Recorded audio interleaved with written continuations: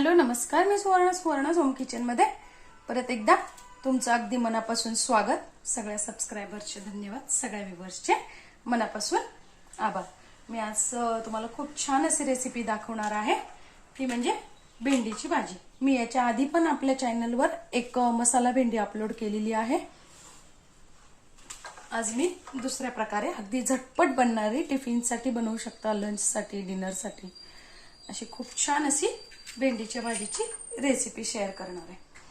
तर भेंडी निवडताना काय करायचंय, बाजारात आणताना भेंडी अशी टोकाला थोडीशी तोडून बघायची, सहज तुटली जाते म्हणजे भेंडी कोवळी आहे। जरी भेंडी मोठी असेल तरी म्हणजे वातड किंवा निब्बरच असते असं काही नाही।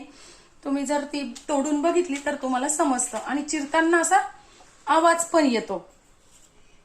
जर खूप चरचर आवाज येत असेल तर ती भेंडी अजिबात घ्यायची नाही।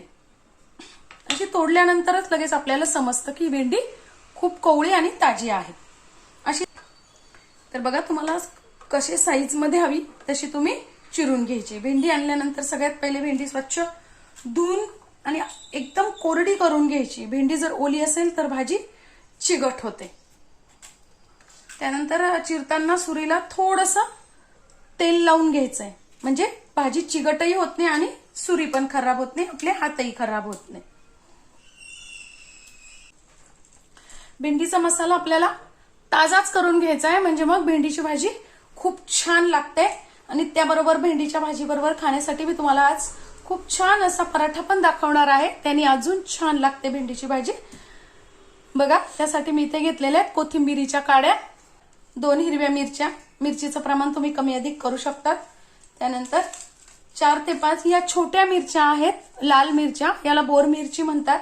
तुमच्याकडे जर लाल सुकी मिरची असेल मोठी ती घेतली तरी चालेल, पण लाल मिरची जरूर घाला, त्यांनी टेस्ट छान येते। अर्धा चमचा घेतलाय बडीशोप, अर्धा चमचा धने, 7-8 मिरे घेतलेले आहेत आणि अर्धा चमचा घेतलेले जिरे। आता हे आपल्याला बारीक नाही करायचंय, ओबडधोबड असंच ठेवायचंय, थोडंसं जाडसर, पाणी न टाकता असा जाडसर मसाला आपल्याला करून घ्यायचा आहे। याने भाजीला टेस्ट खूप छान येते।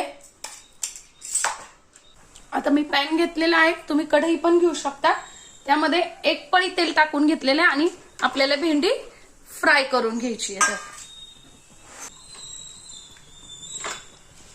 60% भेंडी आपल्याला यात फ्राय करून घ्यायची। भेंडी फ्राय करताना झाकण नाही ठेवायचं आहे, आणि अगदीच तुम्हाला घाई असेल, एक 3 ते 4 मिनिटात भेंडी फ्राय होऊन जाते, पण तुम्हाला जर अगदीच घाई असेल तर तुम्ही फक्त 2च मिनिटं यावर झाकण ठेवायचं आहे, त्यापेक्षा जास्ती नाही ठेवायचं, नाही तर मग भाजी चिकट होऊ शकते। आता बघा, आपली छान 60% भाजी, 60 ते 70% भाजी छान झालेली आहे। आता ती आपल्याला काढून घ्यायची आहे ताटात। एवढं तेल शिल्लक आहे तरी सुद्धा याच तेलात आता आपण केलेला मसाला टाकून घ्यायचा आहे। बघा, मसाला अजिबात जळू द्यायचा नाहीये, आणि एक अर्धा मिनिट झालं की लगेच एक छोटा टोमॅटो मी बारीक चिरून घेतलाय, तुम्ही किसून पण टाकू शकता, टाकून घ्यायचा आहे आपल्याला।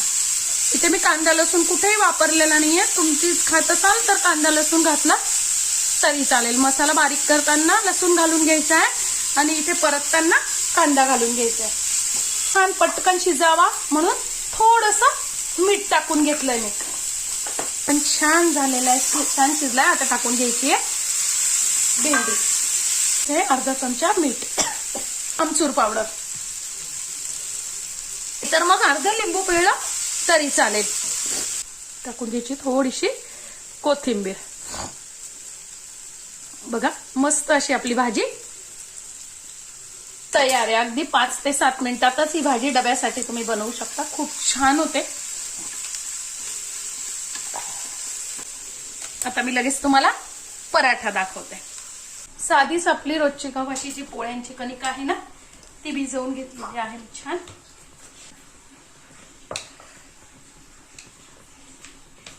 आपण पोळी लाटतो ना, तशी पहिले पोळी लाटून घ्यायची आहे। पोळी लाटून घेतलेली आहे, तर लावून घ्यायचं आपल्याला थोडस तेल, त्यानंतर थोडस पीठ, थोडस टाकून घ्यायचंय तिखट आणि जिरे आणि कोथिंबीर. ते छान असं पसरवून घ्यायचंय.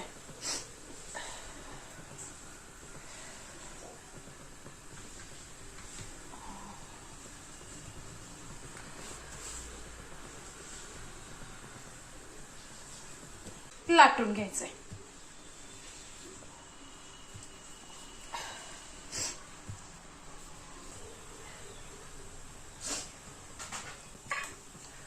थोडंसं तेल किंवा तूप टाकून तुम्ही छान भाजून घ्यायचंय.